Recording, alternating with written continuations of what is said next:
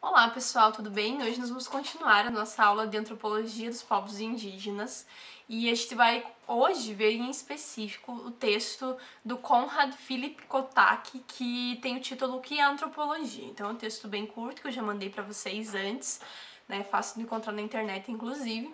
E a gente vai discutir um pouquinho hoje do que é antropologia para depois ir para o texto do Roque Laraia, que pensa um pouco a questão da cultura a partir da antropologia, que também é muito interessante e tem muitas discussões para serem feitas. Então, para nós começarmos, eu gostaria de falar sobre as questões que eu tinha levantado na última aula e as respostas que vocês colocaram lá no grupo. Né? Eu fiquei muito satisfeita com as respostas, achei bem interessante as perspectivas que vocês já têm, né? Porque a ideia de eu fazer as perguntas para vocês antes é justamente poder ter uma dimensão do quanto vocês já conhecem do tema ou qual é a perspectiva que vocês têm sobre esses temas, mesmo sem ter lido ou estudado sobre.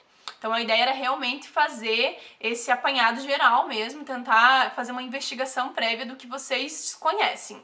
Inclusive, esse é um método que vocês podem utilizar como professores depois, quando vocês estiverem aí na carreira profissional de vocês.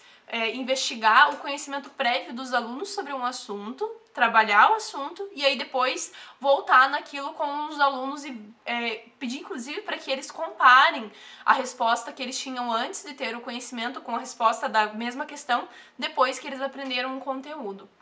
Né, ou usar mesmo isso como uma forma de dinamizar o conteúdo, a aula, enfim.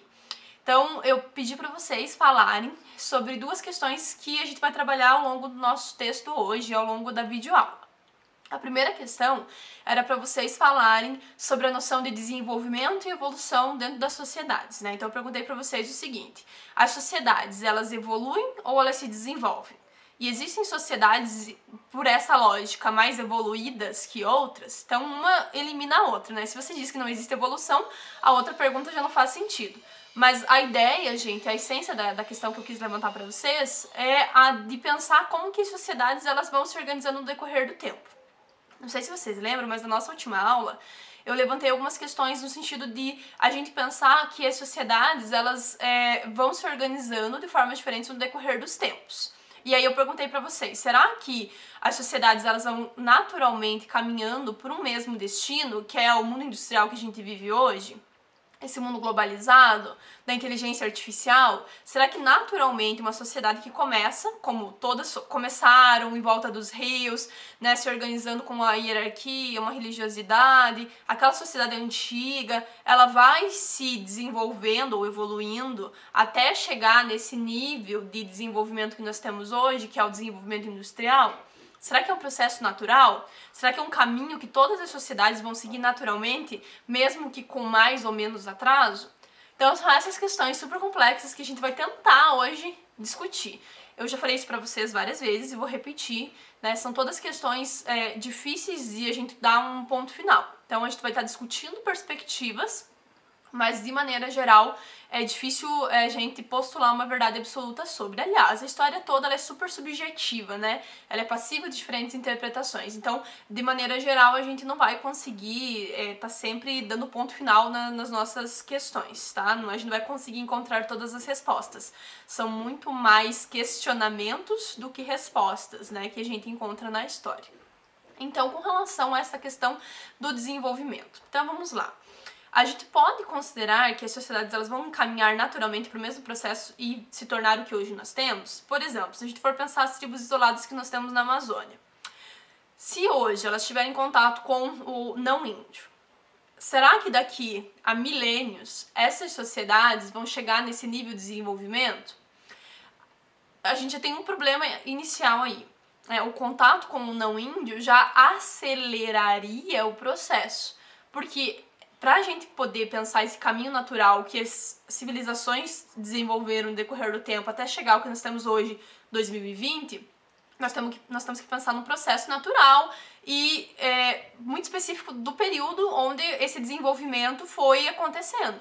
Né? A gente não pode pensar uma sociedade antiga, por exemplo, tendo contato com uma sociedade do século XXI, que seria o caso do exemplo que eu falei para vocês. E os indígenas não estão no nível de desenvolvimento que tinha uma civilização antiga, eles têm uma outra perspectiva. Então, meio que já adiantando a resposta para vocês, a gente não trabalha em história e antropologia essa ideia de evolução. E tem uma sociedade que é mais ou menos evoluída que a outra, porque são padrões europeus que a gente utilizaria para dizer o que é civilizado ou não. Então a gente já estaria cometendo um erro, ainda que a antropologia no século XIX tenha feito isso.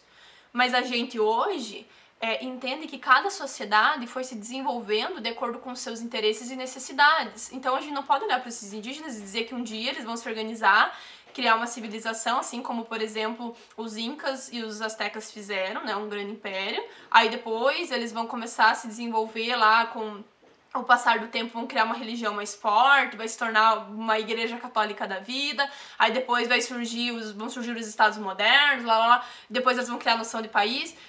A gente não tem como definir isso, tá? Porque foi um processo que aconteceu, passou. Lembra que a gente já discutiu isso? O passado não se modifica e ele não volta.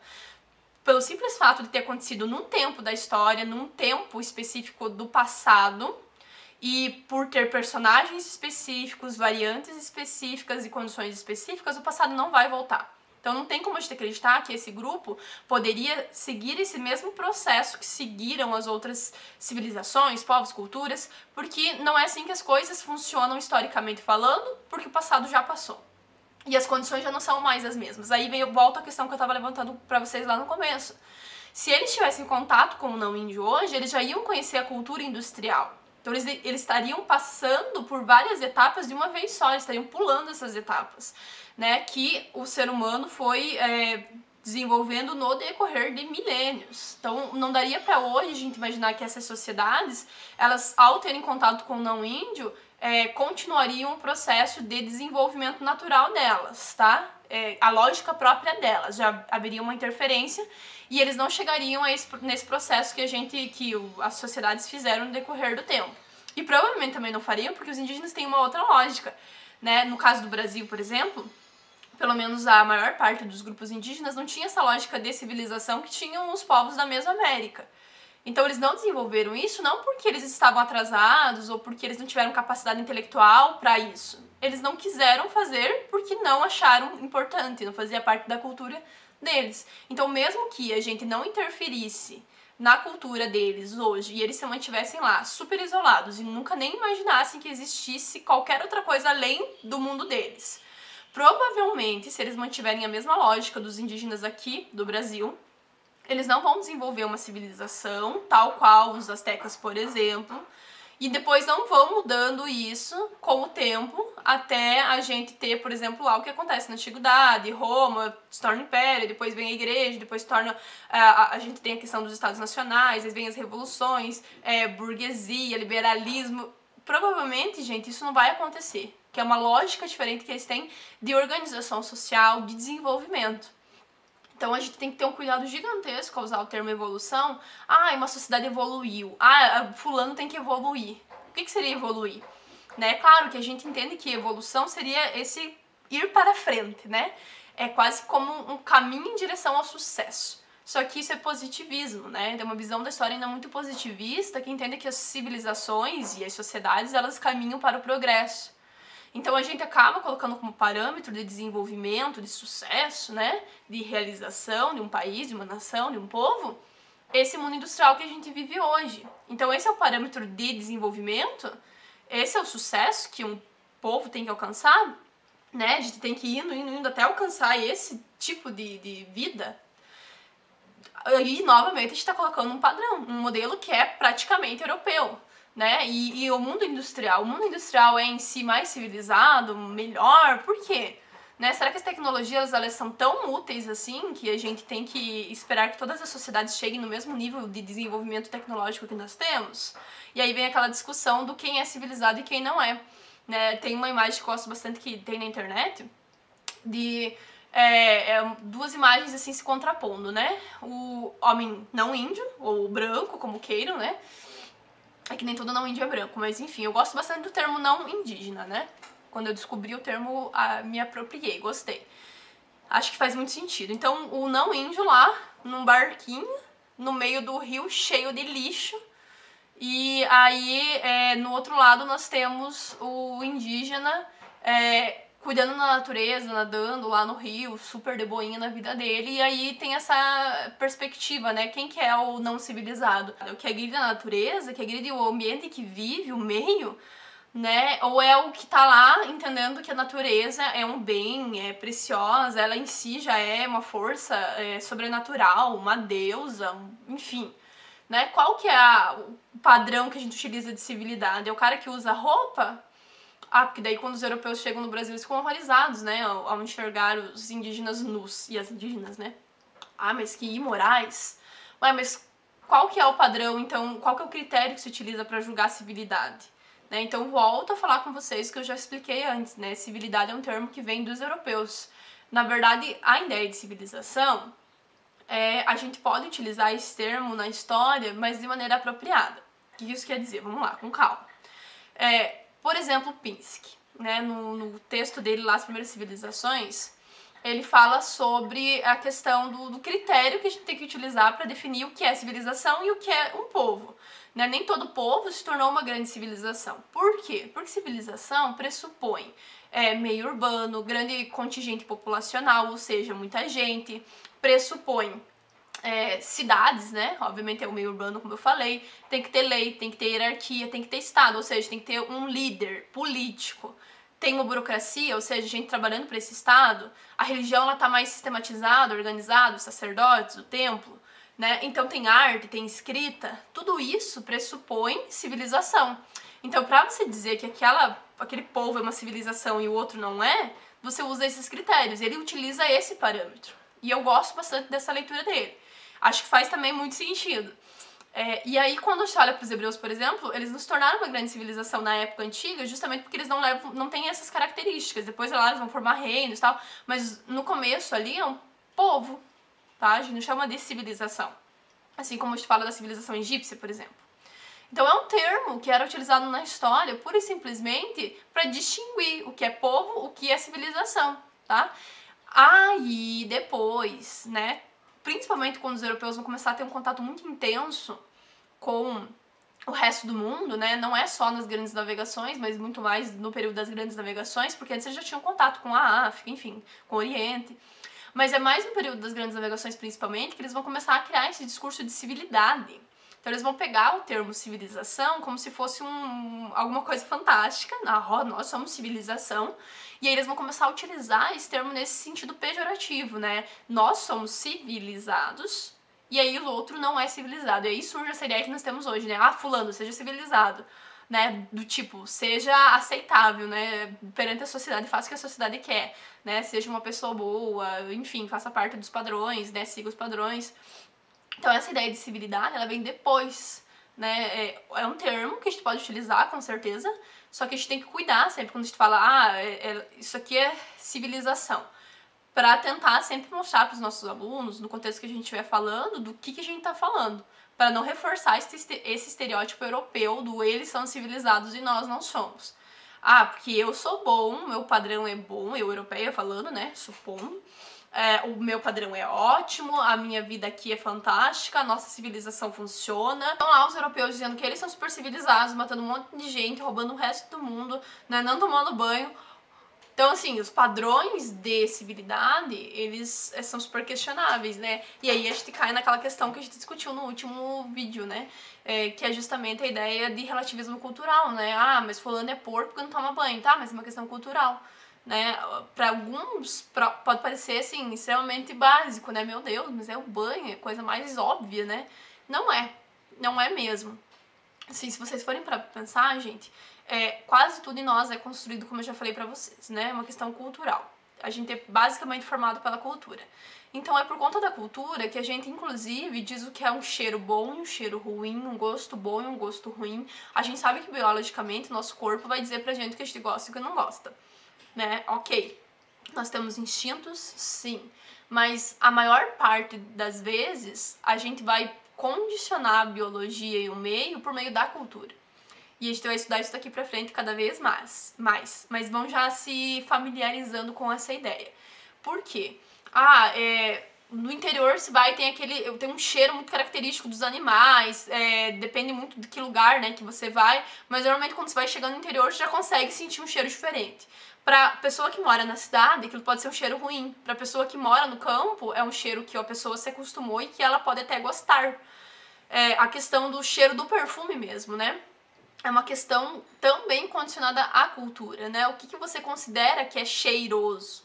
O que você considera que é bonito, né, esteticamente falando? Será que é só a questão da simetria? Porque tem alguns estudos que mostram, né, que a gente, visualmente falando, acha bonito aquilo que é mais simétrico. Mas a gente sabe que a cultura vai dizer o que é bonito e o que não é. Porque no decorrer do tempo, a gente teve vários padrões e beleza. Na Idade Média, ser gordo era bom, porque você era saudável. Se você era saudável, porque você tinha condições. Era uma questão de status. Então, a própria questão da estética mesmo, do que a gente acha ou não bonito, é condicionado pela cultura, né? Então, assim, os cheiros, tudo que a gente vê, faz, sente, diz respeito à cultura também. Então, tem a biologia, claro, tem o meio, mas a cultura, normalmente, ela consegue ser predominante. Inclusive, às vezes, ela consegue fazer com que a gente ache uma coisa natural ruim. Então, é natural em mim, por exemplo, já dei esse exemplo, a homossexualidade. Mas a minha cultura diz que é ruim. Então eu vou tentar controlar, eu vou tentar punir o meu corpo para que eu não viva aquele sentimento que é natural em mim.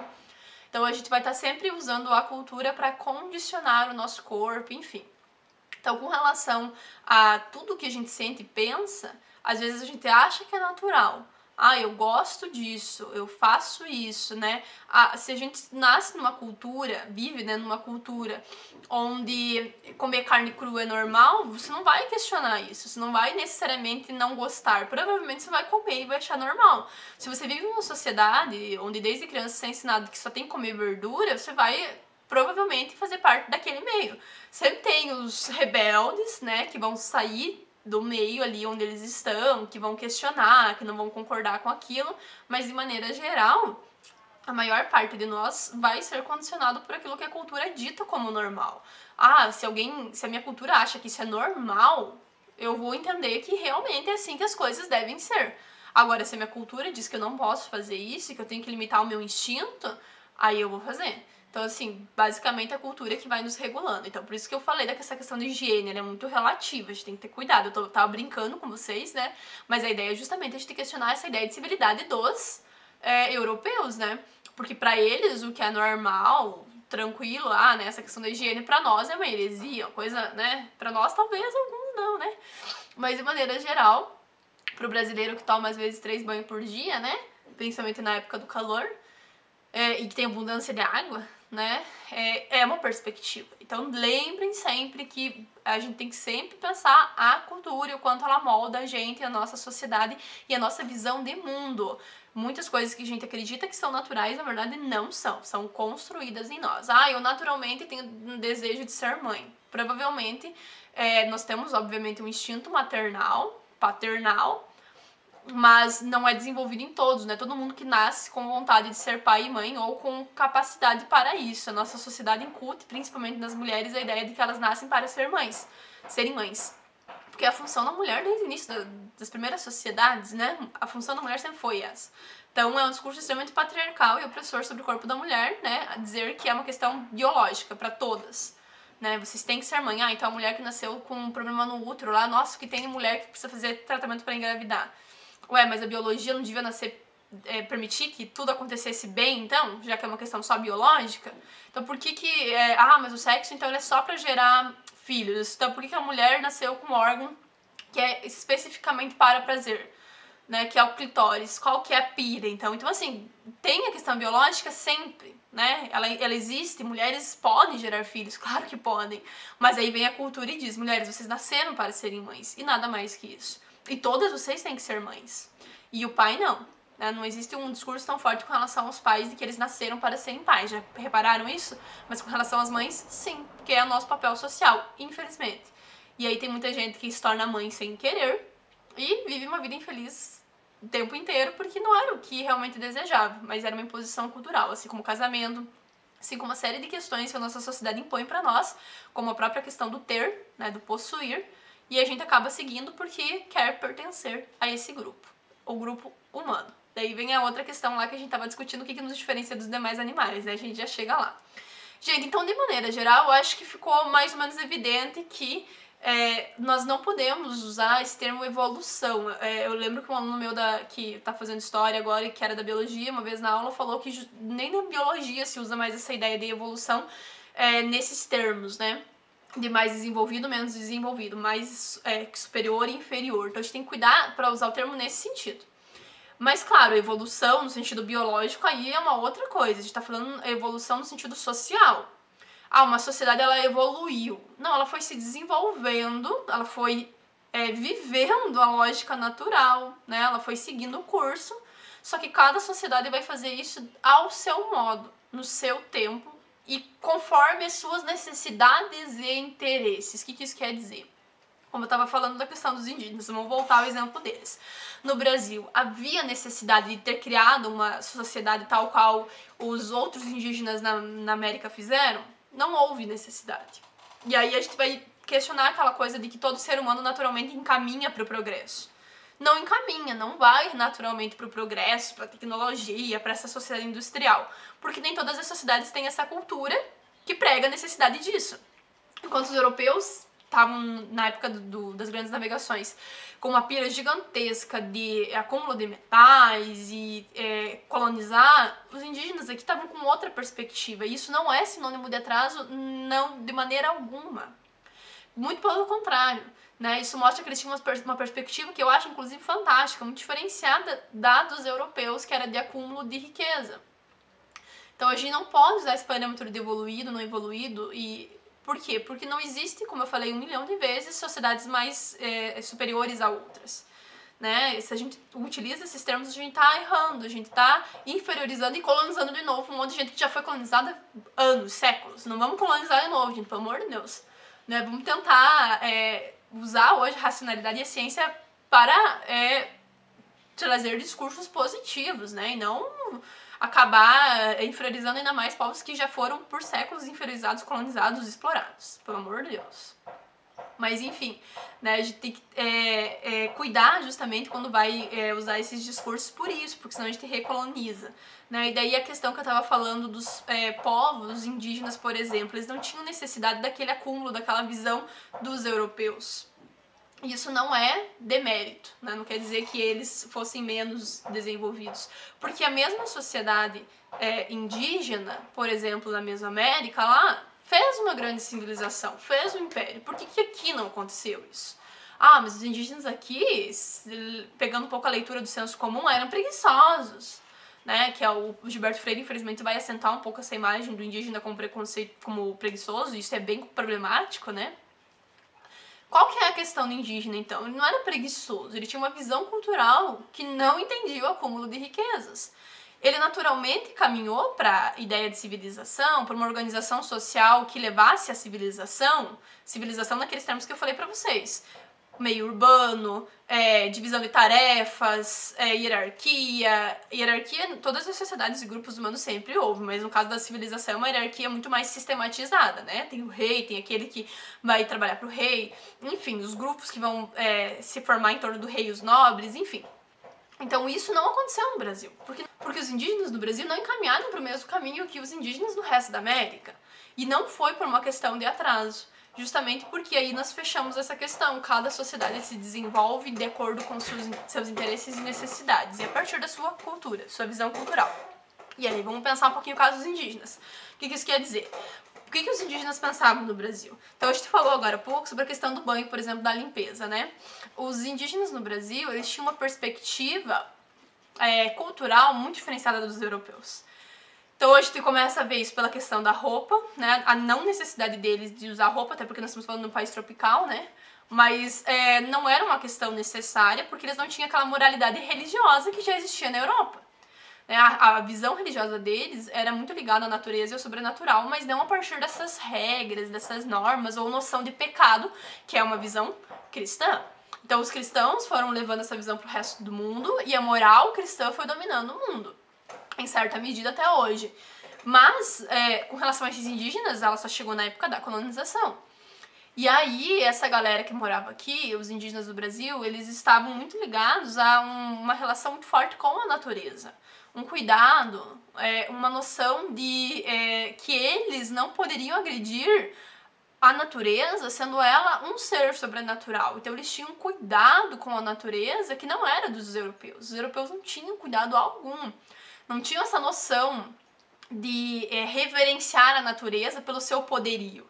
E eu acho incrível essa perspectiva dos indígenas, né? Porque que racionalidade maior que vocês conseguem enxergar do que essa, gente?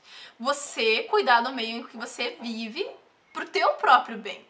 É genial, é fantástico. Essa ideia de que, putz, a natureza, olha, é soberana, cara, ela é gigantesca. Eu, simples, reles mortal, vou querer lutar contra essa natureza poderosa, gigantesca, não. Eu vou lá, eu vou me apropriar só do que eu preciso pra comer. Então eles tinham muita essa lógica da caça, da pesca, da coleta, né?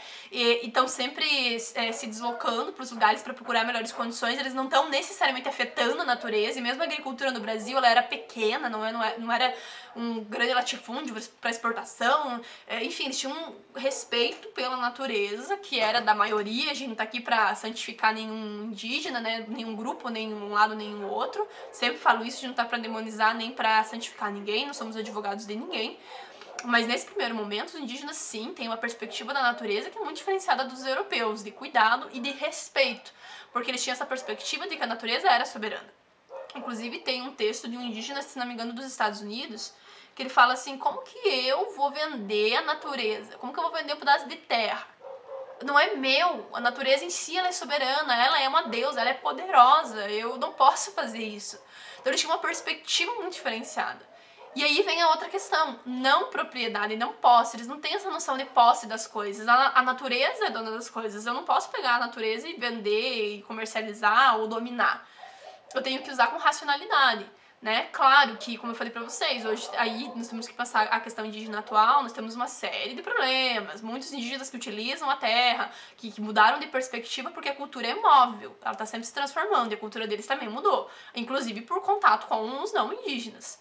Mas eu tô falando da época da colonização especificamente, a maioria desses povos então tinha uma visão de respeito à natureza e de cuidado. E isso leva à ideia da posse. Então eles não tinham noção de acúmulo e nem de posse necessariamente. Ainda que eles tivessem uma noção de território, né, também tivessem tretas com tribos inimigas, né, também não eram super pacíficos de maneira geral, também tinham, né, suas dinâmicas próprias. A gente, como eu falei, não tá aqui pra criar a ideia de que os indígenas eram seres, ai, né, santos, fantásticos, meu Deus, e aí santo já é um conceito cristão também, ai meu Deus. E a gente não tá aqui pra pensar isso, tá? Pra demonizar nem santificar. Então é pensar justamente essa lógica deles. Eles tinham, obviamente, disputas, claro que sim, disputas territoriais, muito mais no sentido de estou aqui nesse lugar e agora vou fazer aqui a minha aldeia e, claro, se tiver que brigar com outros povos, nós vamos fazer isso. Né? Mas a questão é que eles não tinham necessariamente essa noção de posse no sentido que o europeu tinha, de essa terra é minha, eu comprei, agora eu tenho a propriedade sobre ela, certo? Essa coisa que é muito do capitalismo, capitalismo que estava começando a ganhar força nesse período lá das grandes navegações, tá? Esse capitalismo comercial. E aí, que estava ligado ao acúmulo de riquezas, né, metais preciosos, que é o que leva os europeus a vir, inclusive, colonizar a América. E aí eles também não têm essa noção de acúmulo, né? Por que eu preciso ter mais do que aquilo que a natureza me dá? Por que eu preciso ter essa terra, ter essa moeda, ter o ouro, até o ouro para a maior parte dessas civilizações que os europeus tiveram contato, era um negócio comum, não era visto com esse mesmo olhar dos europeus, e meu Deus, um ouro ali, né? Ficavam tudo louco. Em alguns lugares era uma coisa banal. Era só mais uma pedra, era só mais um negócio. E aí eles tinham essa noção de que eles iam lá, pegavam na natureza aquilo que eles precisavam, não precisava ficar acumulando, não precisava ir lá e pegar 20 maçã.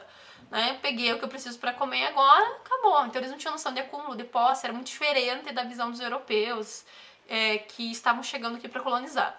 E aí eles não são desenvolvidos, eles não são evoluídos, eles não são o quê? O que a gente diz? Por que eles não desenvolveram uma civilização? Porque eles não viram necessidade disso. E aí eu retomo a questão do preguiçoso. Eles eram vagabundos, não trabalhavam. Gente, qual que é a perspectiva deles? Por que eu vou explorar a natureza, criar uma agricultura. Pra quê? Pra vender pra quem? Pra fazer o quê? Enquanto a Europa estava fazendo comércio, exportação, estava explorando o resto do mundo, eles não tinham essa perspectiva de explorar a terra pra vender, pra ganhar lucro. Lucro é uma ideia que não existe ali.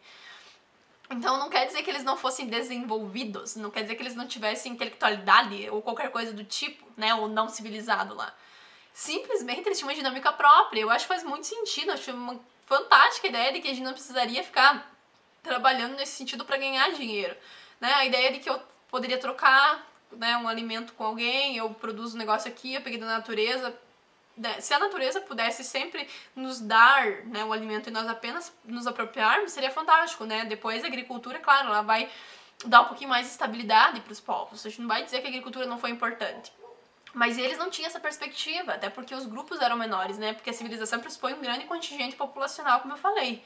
Aqui não, então os grupos eram menores, eram mais nômades, eles tinham uma outra perspectiva. Não era necessário desenvolver uma divisão social mais clara, mais sistematizada, não era necessário ter um Estado formado com burocracia, não era necessário criar essa mesma estrutura de civilização, né?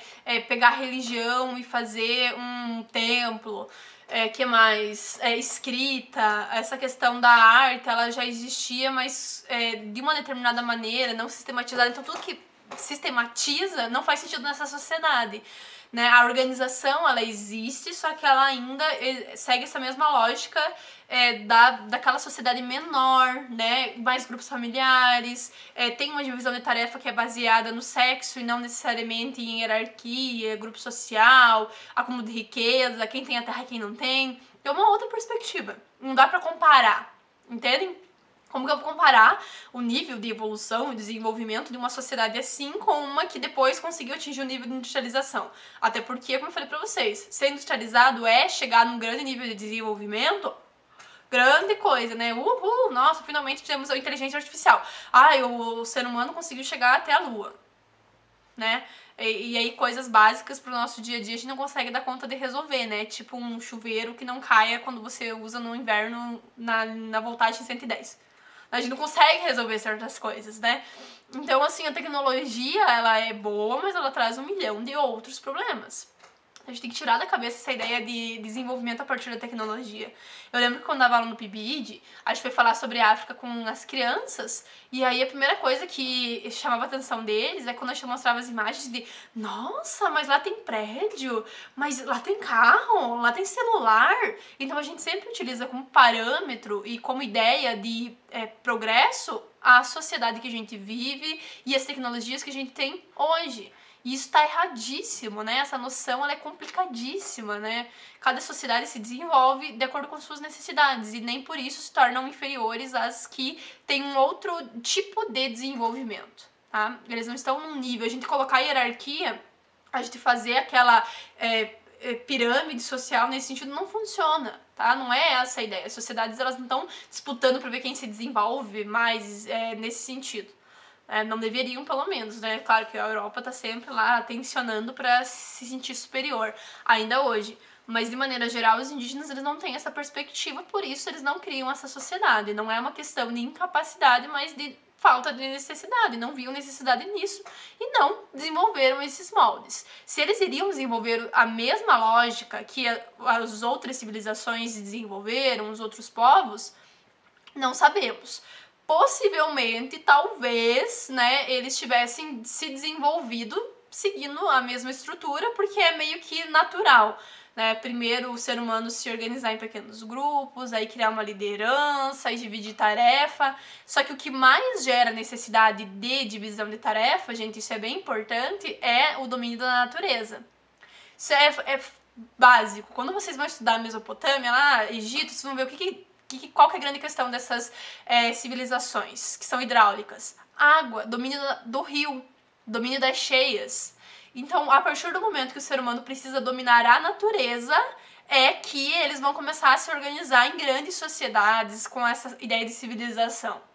E como os indígenas não queriam dominar a natureza nesses termos, não há necessidade deles criarem civilização, tal qual aconteceu em outros lugares nesse mesmo período ou antes.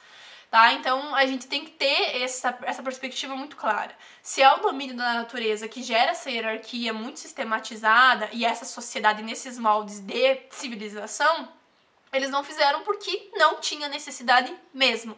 Não é uma questão de inferioridade, eu acho que depois de tudo que eu falei pra vocês, todos os argumentos que eu utilizei, acho que isso ficou bem claro. Isso não inferioriza os nossos indígenas aqui, os habitantes naturais e que realmente são os originais no Brasil, né? Isso não inferioriza de maneira alguma, muito pelo contrário. Mostra que eles tinham uma perspectiva muito interessante, inclusive, da natureza e da vida, que era diferente das outras nações, povos e culturas que habitaram, inclusive, regiões muito próximas naquele mesmo período, tá? Então, o domínio da natureza exige civilização. Como não houve um domínio sistemático da natureza, que as coisas foram diferentes. Então, por isso, acho que fica encerrada essa questão. Não existe sociedade mais evoluída que outra.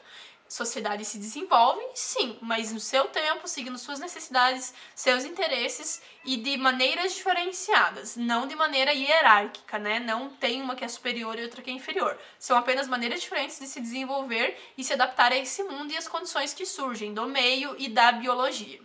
Certo? Então, de maneira geral, as respostas que vocês colocaram ali no grupo foram nesse sentido, né?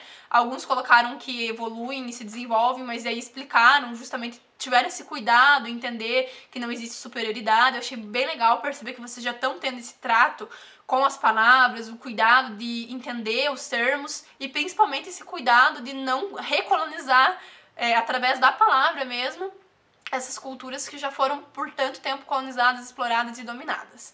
Então eu achei bem bacana perceber assim como vocês já estão conseguindo lidar com os termos, com as ideias, se posicionar, sempre levando em conta de que a gente está sempre problematizando muito mais do que encontrando respostas.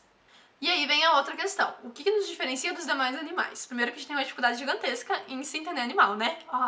Mas isso é construído também, tá, gente? Se vocês quiserem textos de história ambiental, eu passo pra vocês, vocês vão ler que isso é uma noção construída, né? No decorrer do tempo, a gente vai se distanciando da natureza, e isso é um discurso produzido para realmente distanciar a gente do meio, da natureza, né? E aí vem a questão da exploração. Quanto menos a gente se sente parte da natureza, menos a gente se importa.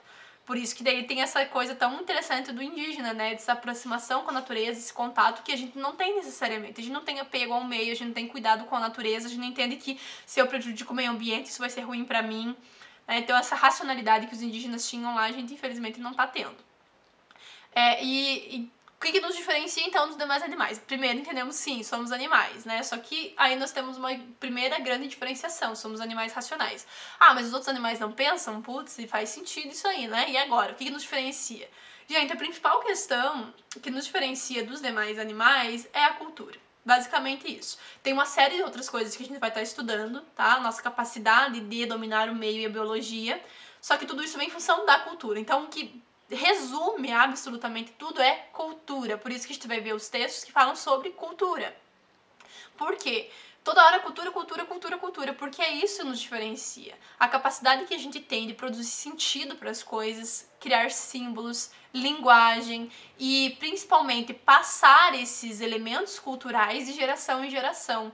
Isso é uma característica extremamente humana. Tá? E a gente consegue muitas vezes perceber muitas coisas que nós temos na nossa sociedade nos grupos dos demais animais, né? A gente consegue observar várias características parecidas. Então, o que mais nos diferencia mesmo é a questão da cultura e da produção de sentido das coisas. Eu lembro que eu vi uma vez um documentário, só que eu não lembro em que lugar que era, eu acho que era no Japão, uma ilha, onde tinha uns macacos bem loucos lá. E eles estavam tomando banho numa piscina de água quente, natural, né? Claro. E aí eu fiquei muito chateada em descobrir que entre eles também tinha uma hierarquia louca. E que eu acreditava que era uma coisa muito humana, que era uma distinção realmente social. Porque alguns do grupo, né, os chefes, os machos, eles não permitiam que alguns do grupo, que eram menores, os mais velhos, os que não eram interessantes pro grupo, entrasse na piscina quente, porque era muito frio, tava lá tudo em volta gelo e aquela piscina quente. Então eles ficavam lá naquela piscininha, né, de boa ali na aguinha quente, enquanto muitos ficavam fora, morrendo de frio, porque eles não deixavam entrar, sendo que tinha espaço para todo mundo. Então, assim, se a gente começar a pesquisar os casos de grupos de animais, onde existe chefe, onde existe hierarquia, onde existe uma divisão de papéis, onde existe essa questão de noção de sobrevivência mesmo. Então, o mais fraco a gente vai deixar, né, que é uma coisa que a evolução já veio mostrando. Como eu falei, a evolução biológica a gente não vai questionar aqui, a gente tá discutindo a questão da evolução em termos sociais, né? Então, quando a gente pensa aí, tipo, putz, mas então os seres humanos não são tão diferentes assim dos animais, né? Claro que aí tem a questão que eu falei pra vocês, o que mais vai nos diferenciar é a questão da cultura, mas tem várias coisas muito parecidas e que fazem, inclusive, a gente pensar, afinal de contas, se nós somos assim tão diferentes dos demais animais, porque a gente se diz racional. Bom, mas como eu falei, um ser que destrói a natureza, que odeia o outro, que ao invés de se ajudar tá todo mundo se destruindo, bom, não sei até onde vai a nossa racionalidade. A nossa racionalidade tá no sentido de criar uma tecnologia, criar um celularzinho pra gente se comunicar. Parabéns, ser humano. Então a gente tem um monte de coisa que nos aproxima dos demais animais, às vezes muito mais do que nos diferencia, né? Mas com relação, então, à cultura, o que a gente pode aprender sobre ela a partir de então? E agora a gente vai pro texto do que é a antropologia do Conrad Kotak. Porque a gente vai começar a estudar agora de que forma que a cultura nos molda, e antes disso a gente tem que entender um pouquinho em que sentido a antropologia tem a ver com isso, tá? Então, daqui pra frente, vocês vão ter muitas respostas para essa questão de diferenciação entre nós, seres humanos, e os demais animais, e a gente vai estar vendo vários exemplos. Mas eu vou começar com o texto pra gente poder pontuar algumas questões importantes sobre o que é antropologia, certo? Então, peguem lá o texto, se vocês têm, as anotações que vocês têm do texto, o que é antropologia do Conrad Kotak, tá? Vamos lá. Então, para começo de conversa, ele vai discutir um pouquinho sobre o termo, né, do que é a ideia de antropologia, né? E ele começa falando o seguinte: a ideia de que no fundo todos os seres humanos são iguais, que têm os mesmos desejos, sentimentos, valores e aspirações, serve ao fim de globalizar todas as culturas sob domínio dos Estados Unidos. Todos estariam ávidos para receber valores da cultura norte-americana. Então, já no começo da conversa, ele começa questionando um pouquinho sobre essa ideia que a gente estava discutindo agora há pouco. Será que todos os seres humanos têm a mesma essência? Encaminham para a mesma direção? Será que naturalmente todo mundo vai para a mesma direção? Vai se desenvolver no mesmo sentido? Será que a gente tem realmente os mesmos desejos, sonhos, aspirações? Ou se isso vai ser condicionado pela cultura? Aí a questão que vai ser discutida é justamente que a gente acha que são coisas naturais, o desejo que eu tenho, as minhas aspirações, o meu desejo de ter minha casinha. Isso é muito relacionado com o estilo de vida americano lá na época da crise de 29 nos Estados Unidos, né? Eu preciso ter, eu preciso comprar, é uma questão cultural, porque a gente acabou de ver que os indígenas no Brasil não tinham essa noção de posse e de acúmulo. E é uma questão muito pós-revolução industrial no mundo, né? E no Brasil a gente sabe que a gente tá consumindo muito padrões europeus e agora norte-americanos. Então ele tá questionando, ele tá provocando e dizendo assim: será que essa ideia de que todo mundo é igual e caminha pro mesmo sentido não é uma tentativa de unificar a gente sobre a lógica da globalização, que hoje está sendo dominada pelos Estados Unidos? O que seria essa lógica da globalização? A ideia de que todas as culturas vão se juntar e vão trocar elementos da cultura e vai ser um processo lindo, tipo um piquenique no parque, cada um leva um prato. Só que não é assim que funciona. Na prática, a globalização ela funciona como uma imposição da cultura europeia e norte-americana, principalmente norte-americana hoje, com relação a todas as outras do mundo. Então a globalização, que é esse processo de mistura das culturas, das economias, dos mercados, de tudo, acaba sendo uma imposição da cultura norte-americana sobre o resto do mundo, porque a gente não vai trocar elementos culturais. Eu não vou pegar aqui um pouquinho da cultura brasileira linda, toma Estados Unidos, agora me dá um pouquinho da tua. Não é assim que funciona. A globalização ela acaba só acentuando mais desigualdades, porque os países periféricos, com culturas consideradas inferiores como a nossa, por exemplo, vão sempre receber e não vão trocar elementos culturais. Então essa ideia de criar um mundo unificado, todo mundo com a mesma cultura ou o mesmo pensamento, ou pelo menos uma unidade, uma união, e aí a globalização ela acaba acentuando também, por conta dessa desigualdade que surge, as culturas tradicionais. Isso é muito interessante, porque à medida que as culturas, o Stuart Hall fala sobre isso, as culturas vão se misturando a essa imposição, a elite local, com medo de perder o poder, vai começar a valorizar mais aquilo que é local, aquilo que é tradicional da cultura, daquela localidade, e não daquilo que está vindo de fora como imposição. Então a globalização, ao invés de apenas impor a cultura e unificar tudo, ela acaba criando um processo que é muito interessante de valorização do local, da cultura local e da tradição. que é muito interessante, né? Porque é um processo reverso, é tipo uma tentativa de resistir a essa imposição. Ainda que no caso do Brasil, por exemplo, a nossa cultura tenha uma influência gigantesca, primeiro da cultura europeia e agora, mais recentemente, da cultura norte-americana. A gente vê isso na maneira como pensamos, falamos, nos nomes das lojas, na música que consumimos. Pelo menos na minha época de adolescente, se você não ouvisse música norte-americana, música em inglês, né, você não fazia parte dos grupos sociais, né, você não existia. Né? Hoje, claro, a gente tem um movimento também, muita cultura do Brasil em vários sentidos, nós temos vários elementos que são valorizados na identidade e na memória nacional, inclusive, mas ainda consumimos muito, muito, muito da cultura norte-americana. O imperialismo norte-americano da música lá da América, do Rammstein, né? Que é muito legal, inclusive, não sei se vocês já viram, se vocês não viram, nenhuma olhada. Eles fazem uma crítica muito louca à influência dos Estados Unidos no mundo inteiro, as marcas, né, que eles conseguem levar para o mundo inteiro. Tem um cara lá no Japão com um penteado do Elvis. O Papai Noel tá lá na África. Tem um cara com um sapato da Nike, não sei onde, na Índia. Então, assim, é uma mistura cultural muito grande que vai muito em função da marca, das multinacionais e das empresas, né? Então, eles chegam em muitos lugares, tá?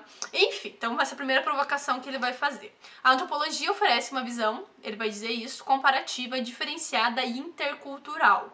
Não apenas de sociedades não industriais, mas de todas. Então, como eu falei lá desde o início, a antropologia vai estar sempre analisando diferentes sociedades, não comparando no sentido de superioridade ou inferioridade, mas para entender como diferentes sociedades se desenvolvem em diferentes momentos, no seu tempo, a partir de diferentes necessidades, como a gente já estudou.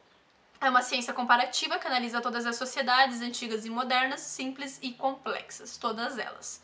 E aí, nesse sentido, surge a etnografia, que quer dizer o quê? O estudo pessoal de contextos locais. Implica passar um ano ou mais em uma sociedade, vivendo com a população local, aprendendo sobre seu modo de vida. Então, a etnografia, essa presença de alguém estranho numa sociedade para analisá-la, foi muito utilizada na antropologia, principalmente no início, lá no século XIX.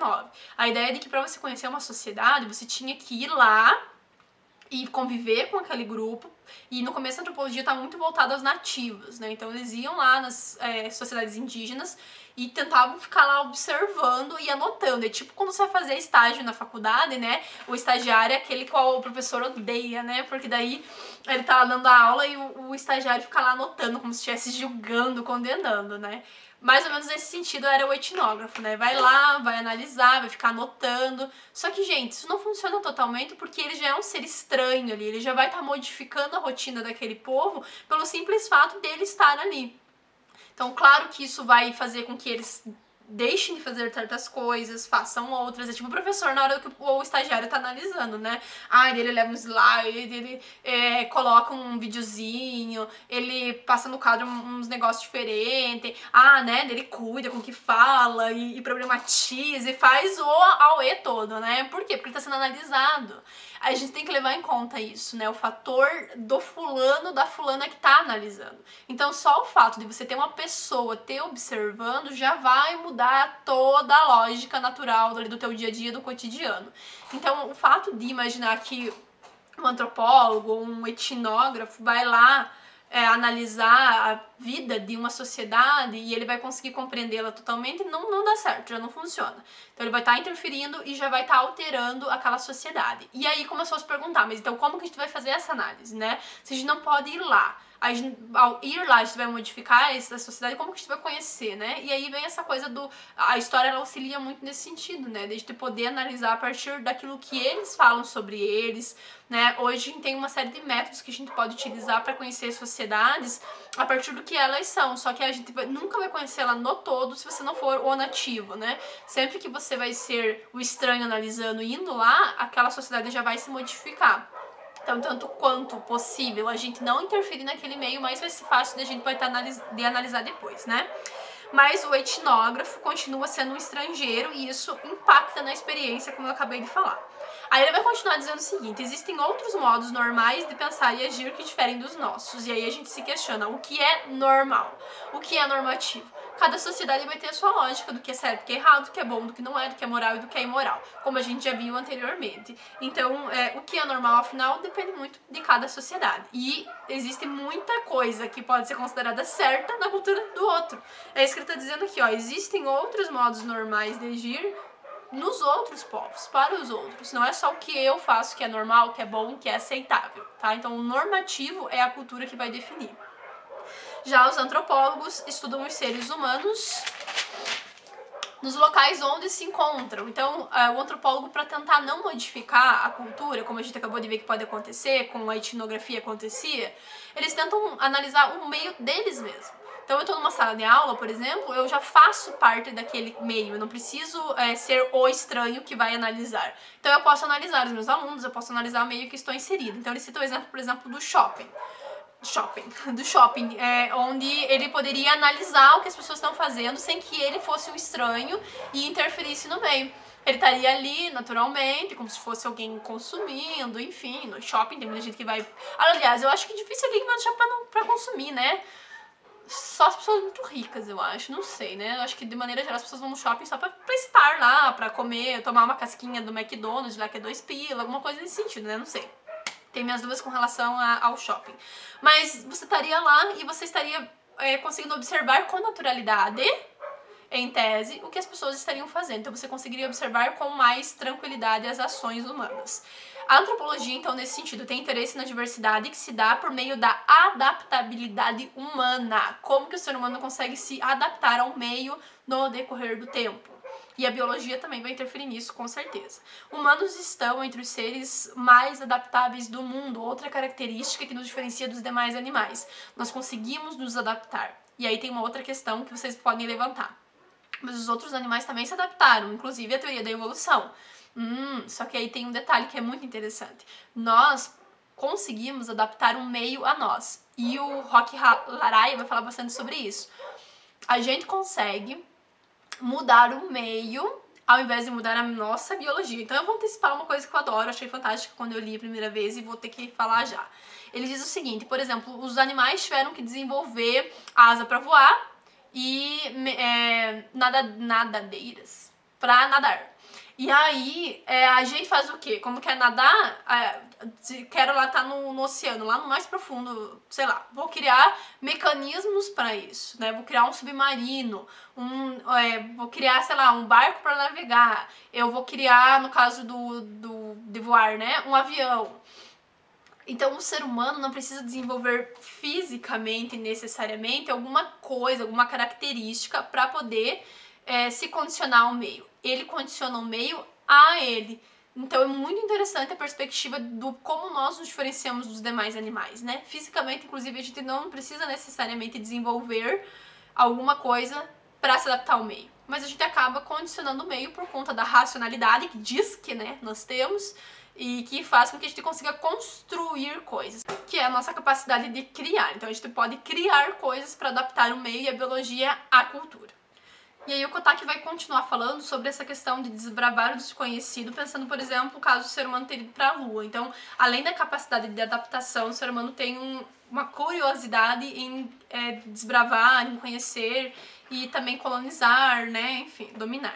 A antropologia, ele vai dizer que é holística, ou seja, ela dá conta de vários aspectos de uma coisa só, porque estuda toda a condição humana, ou seja, eles pensam o passado, o presente, o futuro, a biologia, a sociedade, a língua, a cultura, todos os aspectos da sociedade, certo?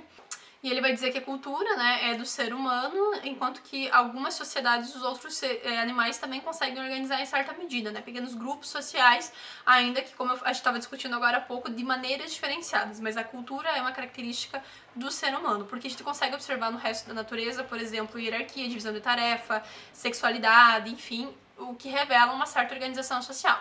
Mas a cultura e tradições e costumes, né, que define essa questão da cultura, uma expressão de um povo, é característica humana. E a cultura é transmitida pela aprendizagem, então essa que é a grande questão que eu falei pra vocês lá atrás, né, nós transmitimos, passamos isso pra frente através do ensino, então essa é uma característica humana. E essa cultura envolve valores, opiniões sobre comportamentos adequados e inadequados, então a gente tem uma noção do que é certo e que é errado baseado na cultura. Ah, mas os animais não sabem o que é certo e o que é errado? O meu cachorro sabe quando faz uma cagadinha lá, ele já vem com o rabinho abanando, assim, ele vai ficando baixinho, assim, como se dissesse, sei que fiz uma caca. Eles têm uma noção, mais ou menos, do que é certo e do que é errado, baseado na reação que a gente tem. Então, se você ensina que não pode, se você repreende quando ele faz, ele até vai ter algumas noções de certo e errado. Mas a cultura é que vai produzir para nós valores que a gente vai transmitir, como a gente acabou de ver, de pai para filho, e é isso que vai nos diferenciar dos demais animais, certo? Uma cultura produz um grau de coerência de comportamento e de pensamento entre as pessoas que vivem em uma determinada sociedade. Então a cultura ela vai gerar uma série de padrões e valores que a gente vai compartilhar para fazer parte dessa sociedade e dessa cultura. A cultura em si não é biológica, mas ela se baseia em certas características da biologia humana. Por exemplo, os humanos aprendem, pensam em símbolos, usam linguagem, usam ferramentas para se adaptarem ao ambiente.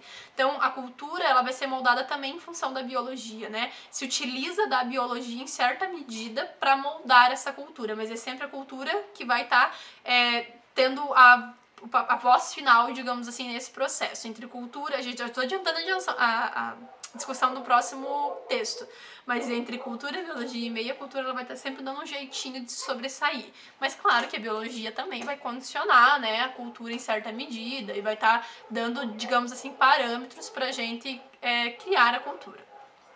E aí nós podemos pensar um pouquinho o seguinte, de que forma as mudanças na cultura e na sociedade influenciam a mudança biológica. Daí nós vamos entrar nessa discussão do que domina o que, né? Cultura, biologia ou meio. Então a questão é de que forma as mudanças da cultura, na cultura e na sociedade influenciam a mudança biológica. Vocês acham que a cultura ela pode mudar a biologia?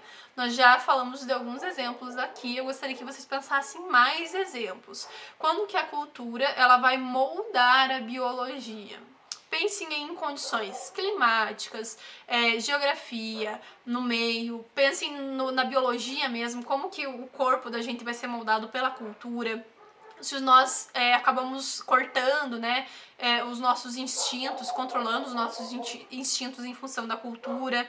Pensem um pouquinho nisso, tá? Então, para nossa próxima aula, a gente vai começar discutindo isso. Como que a cultura pode influenciar na biologia, pode mudar, inclusive, a biologia, e daí nós vamos continuar a partir dessa discussão, certo? Para não ficar muita coisa, porque já deve ter dado mais de meia hora de vídeo, meu Deus do céu. E daí na próxima aula a gente continua essa discussão. Pensem nisso, escrevam nos comentários lá no grupo no Facebook e aí depois a gente vai discutir isso, tá bom? Obrigada e até mais.